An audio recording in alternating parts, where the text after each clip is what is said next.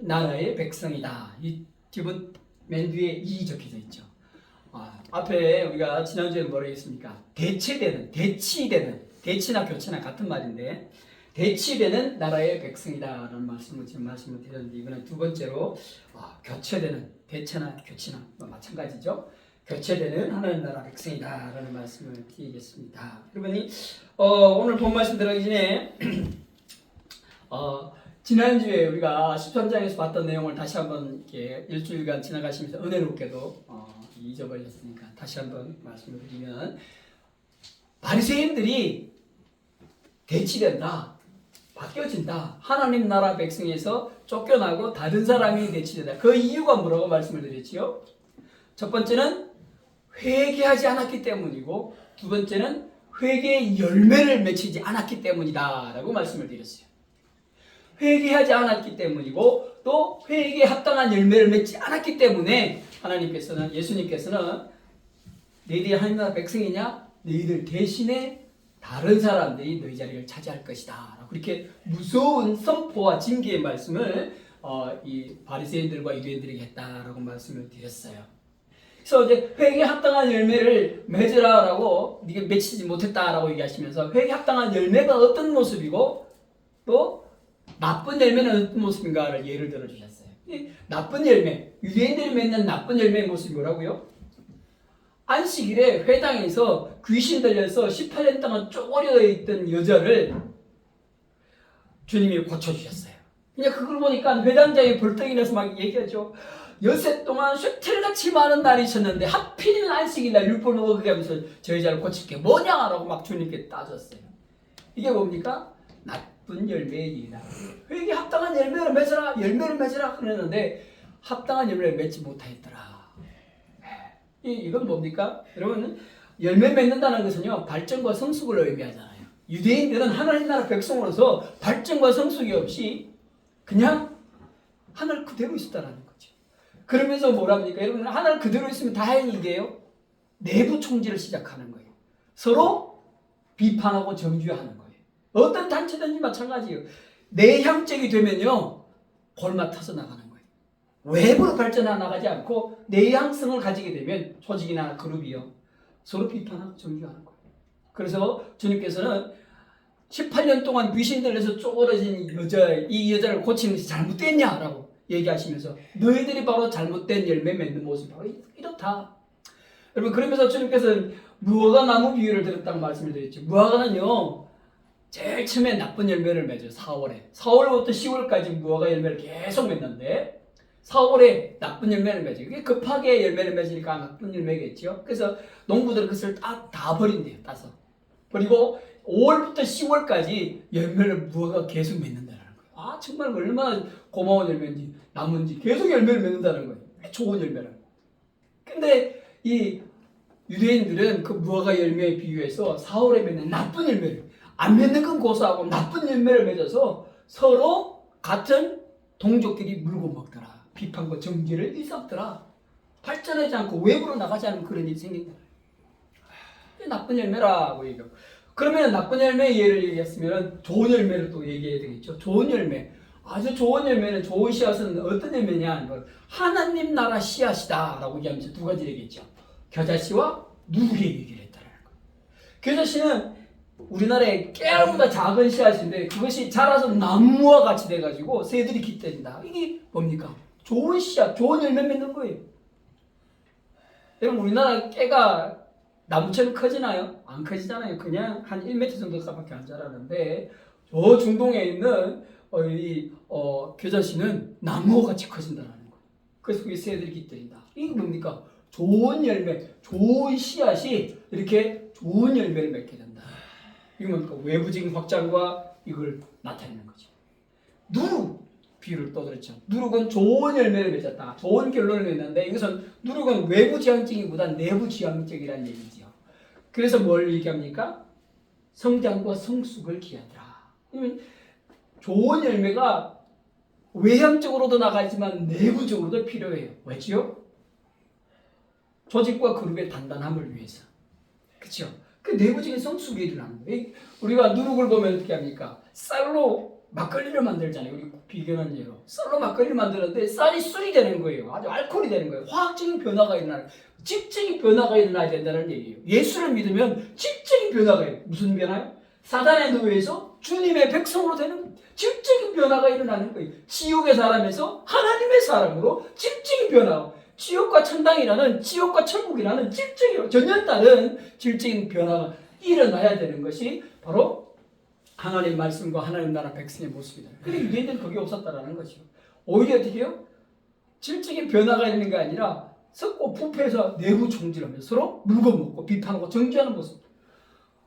말씀엔 전혀 없는데 어떻게 해요? 막 이 문둥병에 걸리거나 이 18년 동안 오브라질 할머니 같은 사람들을 향해는 뭐라고 합니까? 네가 하나님께 저주를, 하나님이 저주하지 않았는데도 서로 막 비판하는, 네가 하나님께 저주받아서 그렇게 태어났지, 저주받아서 병 걸렸지, 그러면서 서로 내부 총질을 하더라. 나쁜 열매와 좋은 열매 이렇게 비교해. 그래서 니들은 나쁜 열매 맺음으로 하나님 나라가 대체될 것이다. 백성으로서 대체될 것이다. 그러면서 뭐라고 합니까? 너희들은 어두운 가운데 쫓겨나서 슬피 울며 이를 갈지만 동서남북으로부터 사람들이 와서 그 하나님 나라를 채울 것이다 라고 지난주에 말씀하셨어요. 동서남북으로 왔어. 자, 그리고 이제 오늘 본문에 들어오지요. 본문에도 여전히 오늘 본문 말씀의 제목처럼 교체되는 하나님 나라 백성에 대해서 얘기하고 있어요. 그러면서 똑같은 패턴을 가지고 있죠. 14장 오늘 보면 1절부터 6절까지는 이제 아주 안식일에 노골적으로 이 수종병은 이제 신장에 문제가 생겨가지고 팅팅 부은 사람이에요. 이 신장의 병, 신장 콩팥의 병이 생겨가지고 팅팅 부은 사람이 안식일이라고 예배드리러 들어오고 있는데 예수가 온다는 소문을 듣고 바리새인들이 그걸 앉아서 관찰하는 거예요. 예수님을 시험하는 거죠. 과연 고치나 안 고치냐. 두고 보자 라고 마치 우리 앞장에서 13장에서 18년 동안 귀신들에서 쪼그러든 할머니처럼 주님께서는 당장 그 환자를 고쳤죠. 파트이 비슷해요. 앞장 13장하고. 그러니까 뭐라 그럽니까? 3절에 이상한 말씀을 하죠. 예수께서 대답하여. 이 대답이란 말은 뭔가 질문을 한 데 대한 말을 할 때 대답이잖아요. 그런데 앞에 보면은 질문한 내용이 없어요. 뭡니까? 바리새인들의 시험에 대답하여.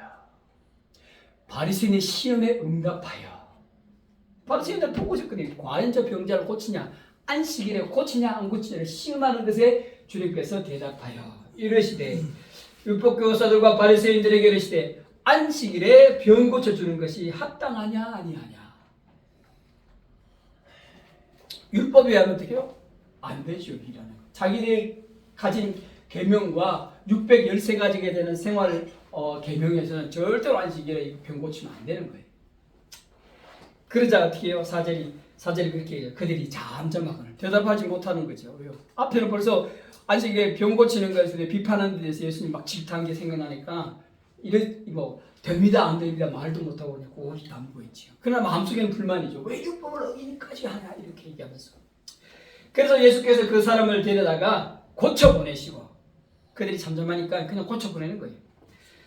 고쳐보내시고 또 그들에게 이르시되 너희 중에 누가 그 아들이나 소가 우물에 빠졌으면 안식일에도 곧 끌어내지 않겠느냐 하시니 그들이 이에 대하여 대답하지 못하니라.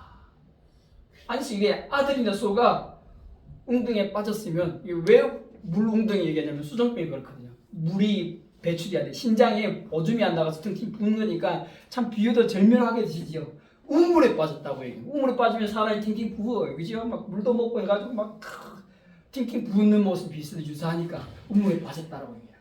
소도 우물에 빠지고 아들도 우물에 빠지고 건져내지 않겠느냐라고 얘기하시면서 열매 없는 바리새인들과 율법학자들을 또 비판하시더라. 여러분, 주님이 이 비판하는 모습을 잘 보면요, 우리가 누가복음 앞에 보면은 바리새인과 율법교사들에게 세 가지 화를 주님께서 선포하신 거 있지요. 화. 한번 11장 한번 찾아볼까요? 11장. 11장 42절부터 44절까지 세 가지 화를 바리새인들에 대해서 선포했어요. 첫 번째 화는 뭡니까? 42절에 화 있을지 너희 바리새인은 너희가 박하와 분양과 채소의 모든 11조는 드리되, 11조는 드린다는 게 뭡니까? 하나님 말씀에 순종하는데 더 지나치게 순종하는데 공의와 하나님께 대한 사랑을 버리는도다. 사랑을 버렸다. 율법은 막 지나치게 지켜서 하는데 사랑을 버렸더라. 바로 이것에 대한 비판이 뭡니까? 바로 오늘 안식일에 수종병 든 아들을 사람을 고치는 것과 아들이 우물에 빠졌는데 고친 사랑이거든요. 아들이 우물에 빠진데 건져내는 이유가 뭡니까? 아들을 사랑하기 때문에 아닙니까? 뭐 장자이기 때문에, 대를 이해해야 되기 때문에, 다 그보다 먼저 근본이 되는 건 뭡니까? 우물에 빠져 죽어가는 아들, 물 먹으면서 죽어가는 건지는 이유가 뭐죠? 사랑 때문에. 아버지가 아들을 건져내는 그 사랑 때문에 건져낸다는 거예요. 사랑을 버렸는데 자기 사랑, 자기 아들에 대한 사랑은 하다못해 소라도 건져낸다. 소 아끼고 사랑해서 건져낸다는 거예요. 재산으로서 사랑하니까 건져낸다는 거예요. 그런데 뭡니까? 하나님에 대한 사랑은 없다. 하나님에 대한 사랑. 이 수종병 든 사람은 무엇 때문에 하나님께서 고쳐줬다고요? 사랑 때문에.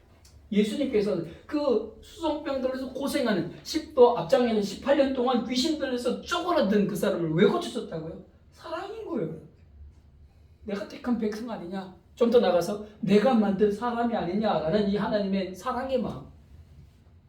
너희들은 그 하나님이 사랑하는 그 마음조차도 가지지 않지 않느냐? 율법을 지킨다고 하면서 율법의 근본인 사랑은 어겼더라. 그러니까 너희들은 화 있고 너희들은 대치될 것이다. 교체될 것이다. 그렇게. 여러분, 이것은 우리에게도 마찬가지예요. 여러분, 우리 교단마다 교리들이 엄청나게 있어요. 뭐 교리, 뭐 구원 교리, 뭐 무슨 교리, 뭐 교리 하면서 막 여러분 교리를 먼저 세우면서 진짜 중요한 하나님이 인생을 사랑하는 모습을 상실할 때가 얼마나 많은지 몰라요. 잊어버릴 때가 얼마나 많은지 모르는 거예요, 여러분. 이 2000년 전에 율법 교사들과 바리새인들뿐만 아니라 오늘 우리도 그런 그죠? 법을 중요시 여기다 사랑을 놓칠 때가 많다라는 거예요. 노회나 시절에 참석해 보면요, 뭐 교회 일이 생겨가지고 뭐 치리가 아니고 뭐 이렇게 면직시키고 뭐 이런 일들이 막 일어나는 거 보면요, 저거 좀 봐줬으면 좋겠다라는 생각을 들 때가 많이 있어요. 저건 좀 여지가 있지 않냐라는 생각을 가질 때가 있어요. 그거거든요. 내가 교단 목사로서 교단을 비판하고 뭐 그것에 앞서서 오늘 주님의 말씀을 비춰봤을 때 법보다는 뭐가 먼저라고요? 사랑이 먼저라는 사랑이. 주님께서는 이스라엘 백성들을 하나님 나라 백성으로 만들기 위해서 율법과 십계명을 비롯한 것들을 모세를 통해서 백성들을 선포하게 하신 이유가 뭡니까? 백성들을 사랑하시기 때문에 그렇다는 거예요. 더 나아가서 온 인류를 구원해야 될 그 사랑 때문에, 주님 마음, 하나님 마음 가운데 들끓는 사랑 때문에 그런 법을 주시고 바로 키우기 위해서, 바로 제사장 나라를 만들기 위해서 그 법을 주신 거라는 거예요. 그 가치가 전도되는 거예요. 가치가 전도. 율법교사들과 바리새인들 가치를 전도시켜가지고 사랑을 버려버리고 그냥 껍데기 율법만 남아가지고 막 비판한다는 거예요. 왜 안식일을 범하느냐? 주님께서는 바리새인들의 첫 번째 화를 그렇게 선포하시면서 벌받을 것이다 라고 선포하면서 너희들이 대체되는 이유이다. 오늘도 우리에게 이런 면이 어떤가를 주의해 봐야 한다는 거예요. 법 위에 사랑이 있습니다. 하나님의 사랑이 있는 거예요. 반드시 뭔가 내가 배운 법과 내가 배운 질서와 다른 게 눈에 보일 때 그것보다 앞서서 사랑을 한번 생각해 보실 수 있기를 바랍니다. 하나님이 인생을 사랑하는 모습. 그래서 사도 베드로는 말합니까? 사랑은 허다한 죄를 덮느니라. 사랑은 허다한 죄를 덮는다라고 대사도 베드로는 그의 성경에서 얘기를 하고 있습니다. 사랑이 허다한 죄를 덮는 거예요. 하나님이신 예수님께서 자신이 직접 만드신 율법을 가리고 덮는 이유가 뭡니까? 사랑의 법이 우선이기 때문에. 사랑. 기억하시길 바랍니다. 두 번째 뭡니까? 7절에 청함을 받은 사람이 높은 자리를 택함을 보시고 그들에게 비유로 말씀하시되 우리가 잘 아는 것이요. 자기가 제법 좀 지위가 있다고 가장 높은 자리에 앉으면 어떻게 해요? 그보다 더 높은 사람이 주인이 데리고 오죠. 그러면서 좀 내리 앉으시죠. 얼마나 쪽팔리겠습니까? 시즌만으로 쪽팔리겠습니까? 그래서 주님께서 뭘 가르칩니까? 아예 말석에 앉아라. 말석에 앉아있다 보면 뭐 말석 자리에 위에 다 높은 사람 오면은 제대로 앉은 거고, 자기보다 그래도 낮은 사람이 올려 앉으라고 얘기할 때 그게 영광이 되는 거죠. 자기 지위가 그래도 말은 아니구나 라고 하면서 자기 영광이 될 것이 주님께서 얘기해요. 그럼 오늘 마찬가지로 11장에서 주님께서 두 번째 화, 바리새인들의 두 번째 화가 뭡니까? 와 있을진저 너희 바리새인 너희가 회당의 높은 자리와 시장에서 문안받는 것을 기뻐하는 명예욕 때문에 너희들 대치될 것이다 얘기해요. 바로 이거예요. 11장에 있는 말들을 그렇게 그대로 받아서 본 말씀이 낮은 자리에 앉아라. 그러면서 아주 기독교의 아주 유명한 예수 안 믿는 사람들도 아는 금은이 나오죠. 뭡니까? 자기를 높이는 자는 낮아지고 자기를 낮추는 자는 높아지리라. 11절에 그렇게 얘기하고 있습니다. 이 말씀 볼 때마다요, 뭐 세상에 시샘말이 된 성경 말씀들이 있다는 거예요. 시샘말이. 그 13장에도 하나 나왔었죠. 뭡니까? 나중된 자로서 먼저 되고 먼저 된 자로서 이거는 교회에 안 다니는 사람들도 사용하는 성경 말씀이에요. 오늘 본 말씀도 또 자기를 높이는 자는 낮아지고 자기를 낮추는 자가 높아지고, 성경 교회 안 다니는 사람도 사용하는 성경 말씀. 진짜 일반 사람도 받아들일 정도의 진리의 말씀이 바로 이 말이고, 바리새인들이 결격사유가 있다는 거예요. 결격사유. 그래서 어떻게 해요? 너희들은 버림받고 대치될 것이다. 그래서 너희들은 화가 있다. 바리새인들이 분명히 얘기해요.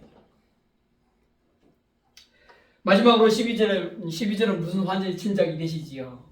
12절에 또 자기를 청한 자에게 이르시되 네가 점심이나 저녁이나 베풀거든 벗이나 형제나 친척이나 부한 이웃을 청하지 말라. 두렵건대 그 사람들이 너를 도로 청하여 내게 가품이 될까 하노라. 잔치를 베풀거든 차라리 가난한 자들과 몸 불편한 자들과 전원자들과 맹인들을 청하라. 그리하면 그들이 갚을 것이 없으므로 내게 복이 되리니 이는 어인들이 부활 시에 내게 갚음을 받겠습니다 하시더라.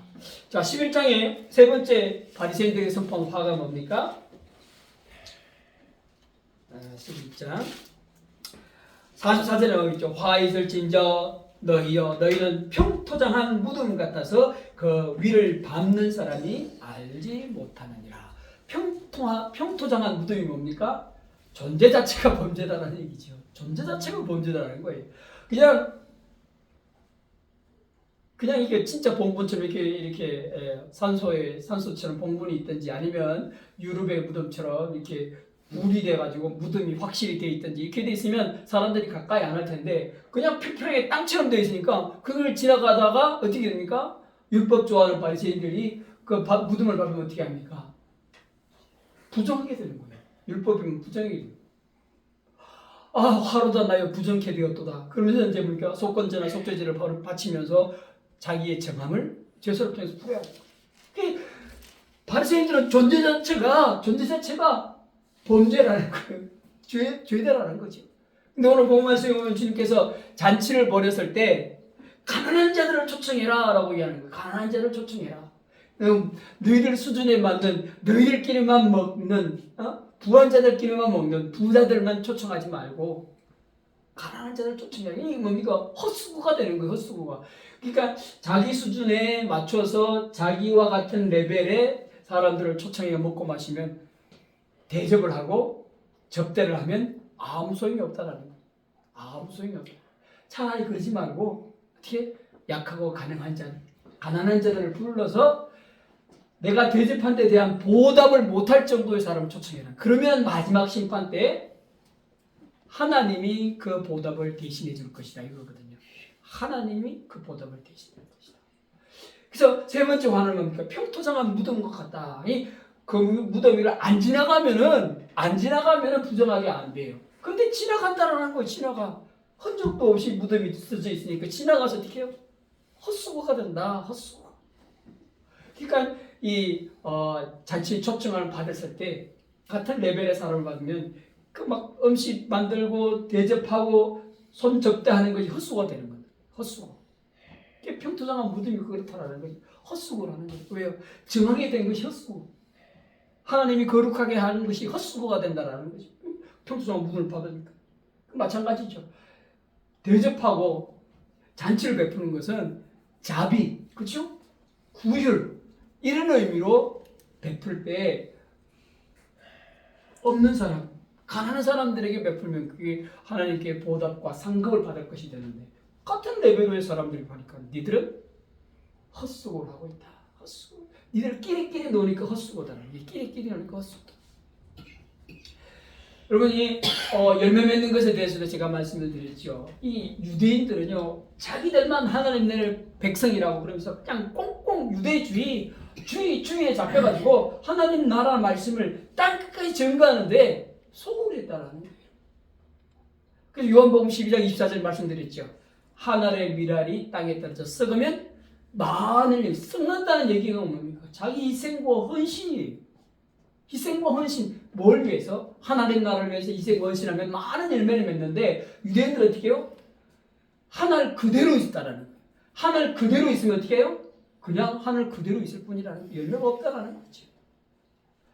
그것처럼 오늘 보답을 받고 또 하나님께 상급을 받기 위해서 뭐가 필요하다고요? 희생과 헌신이 필요합니다.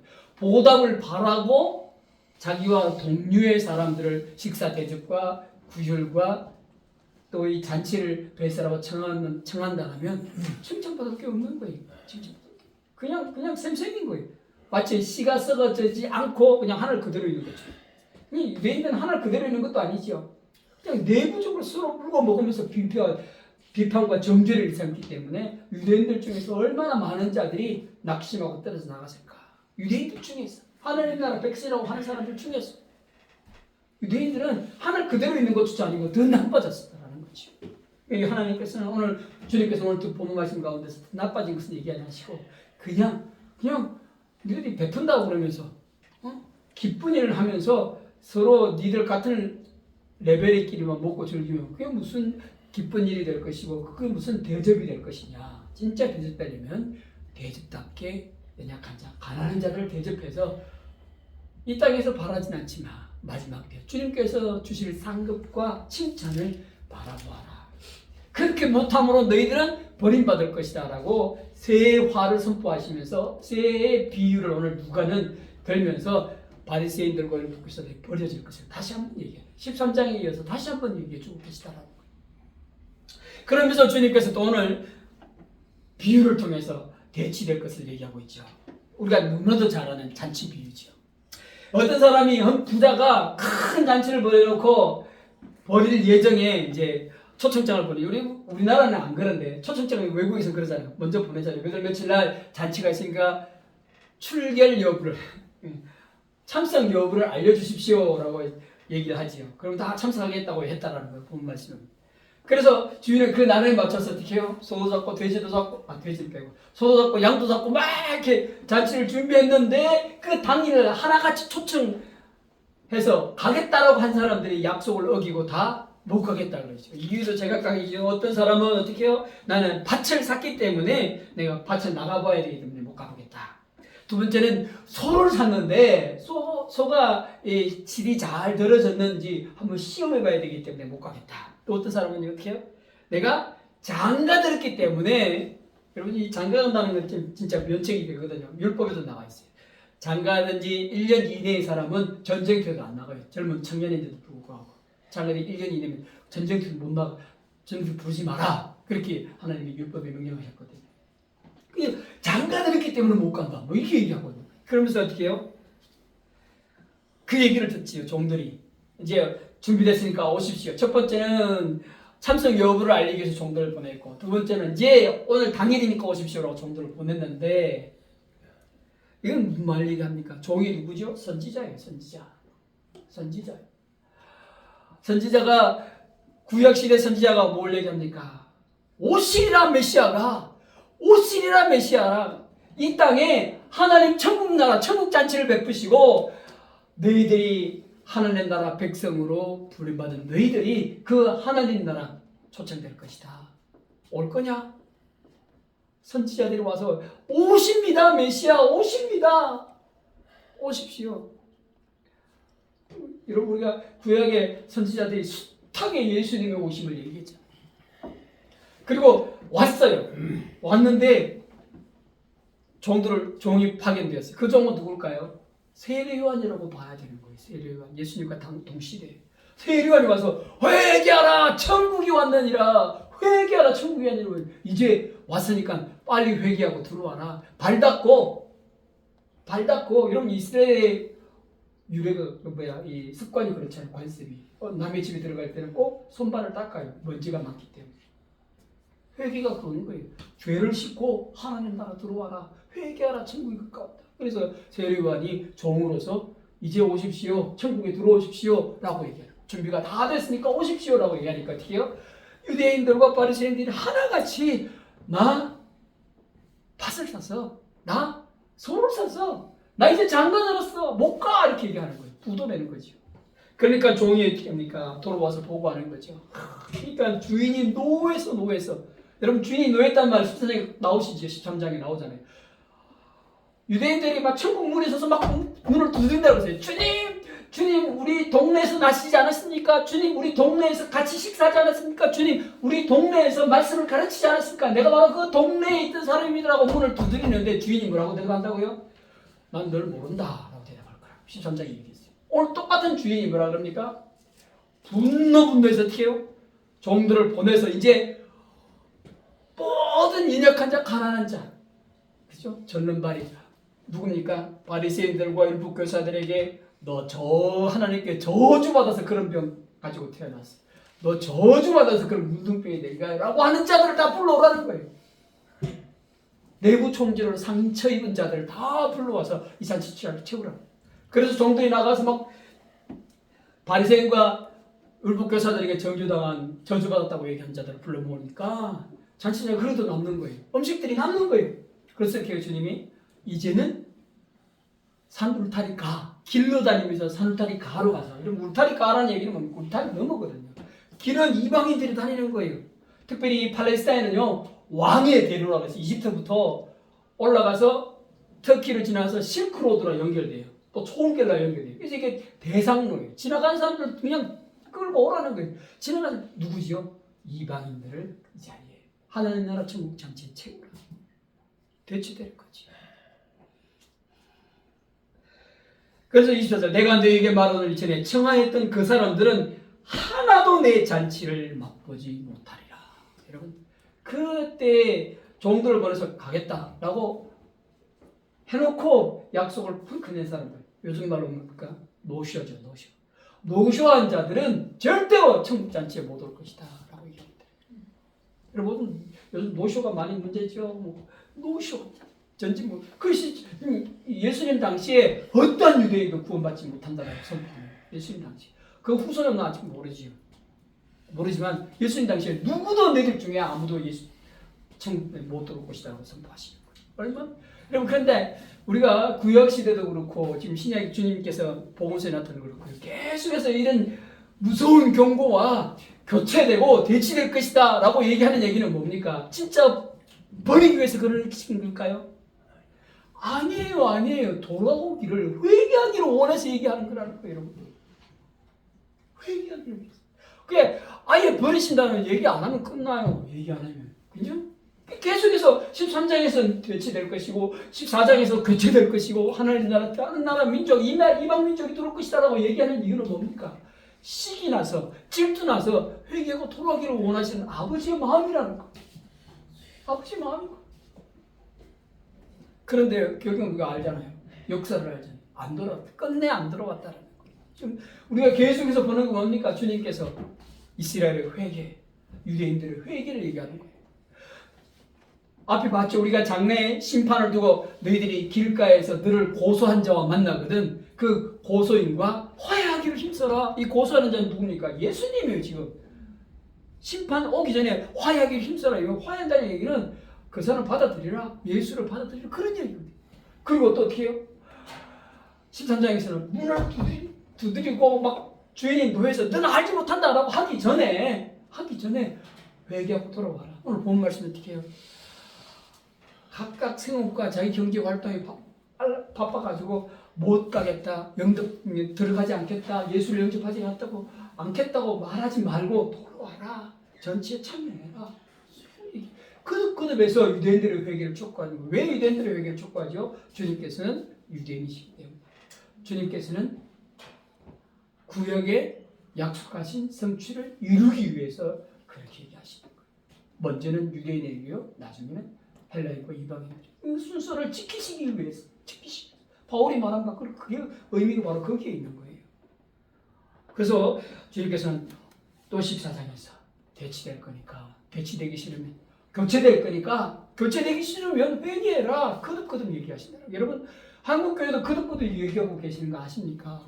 여러분, 거듭 얘기하시는. 여러분, 한국 교회 촛대로 옮길 거면 그냥 조용히 옮기시면 되는데 왜 교회 아픔을 주고 탄압을 해서 예배도 못 드리게 하고 막 이런 일들이 왜 일어납니까? 돌아오게 하기 위해서 다시 한번 초대교회, 우리 한국 초대교회의 역사가 다시 한번 일어나기를 원하시는 하나님의 부르심이고 요구라는 사실을 여러분 기억해야 하는 거예요.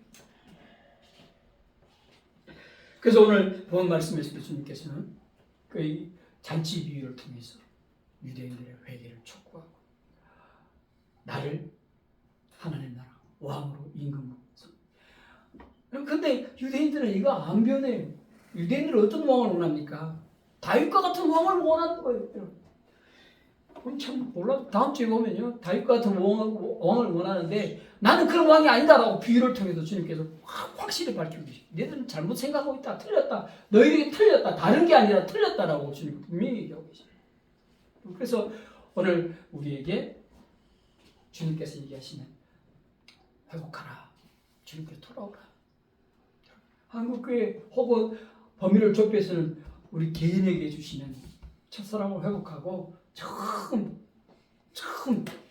시내산 앞에서 주님과 맺은 그 계약, 맺은 계약의 그 열정과 감격. 여러분 막 출애굽에서 얼마나 감기 400년이 넘게 종로로 사는 데서 해방돼서 얼마나 펄쩍펄쩍 뛰었겠어요. 근데 자신들의 인도하시는 분이 막 기적을 베푸시고 하늘에서 일 안 하고도 먹을 수 있도록 음식도 막 퍼부어주시는 분이 자신이 다스린다. 얼마나 기쁘고 즐거웠겠어요. 그 사랑과 그 기쁨을 회복해야 되는 한국교회가 바리새인과 유대인들이 예수님의 충고를 통해서 회복해야 하듯이 오늘 우리도 이 말씀을 통해서 회복해야 한다는 거예요. 아멘. 지난주에도 말씀드렸죠. 한국교회 대치될 가능성이 얼마나 농후한지 몰라요. 지금 한국교회 오는 동안에 거쳐온 기독교 역사들을 보십시오. 지금 유럽교회, 미국교회 보셔요. 그 다음에 한국교회에 왔는데 근데 하나님은 다행스럽게도 시진핑을 통해서 중국교회는 아직 멀었다라고 선포하셨어요. 더 훈련받아야 되겠다. 더 연단받아야 되겠다. 더 정금같이 나와야 되겠다라고 중국교회에 유보하셨어요. 한국교회 마지막 기회예요, 여러분. 한국교회 마지막 기회라는 거예요, 여러분. 주님이 오늘 바리새인들과 율법교사, 더 나아가서 유대인들에게 하셨던 경고를 우리에게 주시는 말씀을 받아들이시기 바랍니다. 그래서 이 시대, 이 마지막 때에 한국교회가 귀하게 쓰임받을 수 있기를 우리 자신이, 우리 주의 교회가 더 귀하게 쓰임받을 수 있도록 주님께 기도하실 수 있기를 바랍니다. 그래서 이 마지막 때, 주님 오시니 멀지 않은 이때에 주님의 큰 종, 주님의 큰 교회로 사용되어지는 우리와 우리 교회 되기를 주님의 이름으로 축복합니다. 기도하겠습니다. 사랑 많으신 아버지 하나님 참 감사합니다. 주께서 우리를 사랑하여 주셔서 이 마지막 때에 주님의 뜻을 분명한 자를 또 이 마지막 때에 귀히 쓰임받으란 부르심을 듣게 하시니 참 감사합니다. 하나님 이때 이 시기를 놓치지 않기를 원합니다. 2000년 전에 유대인들과 또 바리새인과 율법교사들은 주님의 그 부르심, 그때 그 시기 얼마나 귀중한 시기, 육신의 눈으로 메시아를 볼 수 있는 그 귀중한 때를 이스라엘 백성들은 놓쳐버리고 슬피 울며 이를 가는 어두운 가운데 잠겨있는 모습을 우리가 오늘 봅니다. 하나님 그 때가 이르기 전 우리 한국교회도 우리 주원의 교회 우리 개인도 아버지의 이 시기를 놓치지 않고 분변하여서 주님의 일에 매진하고 충성하고 순종하고 헌신하는 주의 귀한 백성들 다 될 수 있도록 인도하여 주시옵소서. 감사하고 예수님의 이름으로 기도하옵나이다. 아멘.